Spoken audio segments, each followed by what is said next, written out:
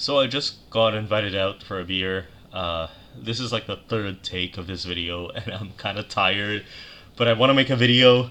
So I want to talk about coercion. I think coercion is a pivotal word. I think we should all understand what coercion is. I think we all feel it. I think whether you're born or not born, I think you feel coercion.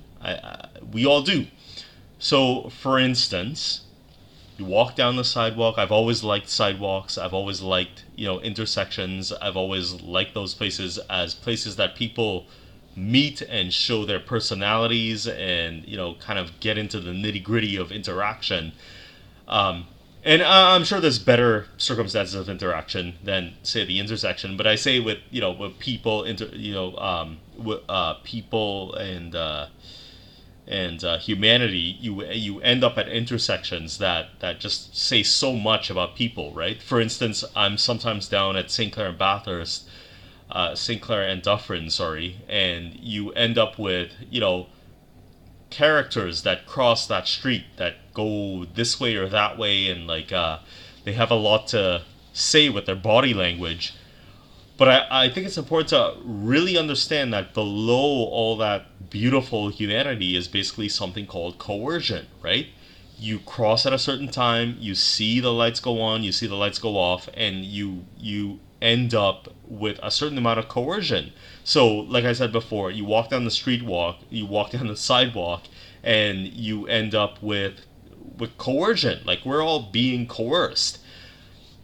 So I guess what I really am trying to relate to all of this, forgetting maybe even like what's going on in Syria and what's going on in the United States, or I mean, you think about coercion as basically something that is just a matter of life, but we don't want to be coerced. We don't want to be coerced when it comes to freedom of speech, when it comes to uh, you know understanding the way life works. Nobody wants to feel limited or against their will. We nobody wants to do that, and the point of antinatalism is that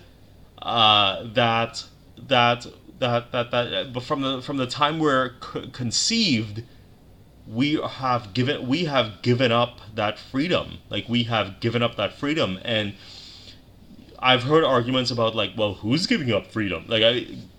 Give me a break. Like, there is nobody that is unborn that is being coerced out of any situation. But I mean, consent. So let's get away from coercion and basically say, like, consent. So I mean, you vote liberal, you're consenting to a certain amount of this or that. But I mean, it's never perfect. Like, it just never is perfect. And from the time you're, like I said before, conceived, you have given up basically free will. And not that you have given up free will, but your parents have given up free will. And yeah, I mean, and is it important that we do have free will? In some instances, it does matter. It matters in terms of the person you are and what you do and how you do it. But even then, like, I mean, without free will, you're talking about bringing into existence people that don't have any free will. In a way, the people that are unborn have the most free will than anybody that's ever been born. So that's weird. Anyway, I'm gonna end the video now because I just got invited out for a beer, and I kind of have to. I found I found a cigarette on the street tonight. Like, it was a beautiful cigarette. It was a cigarette that was pristine and unburnt, and I just thought tonight I'd smoke a cigarette. I also got kicked out of my house, not for any nefarious reason. I just I cannot live here anymore. So that's good. Um, as much as you could imagine, that's good. But yeah, that's all I gotta say. Bye.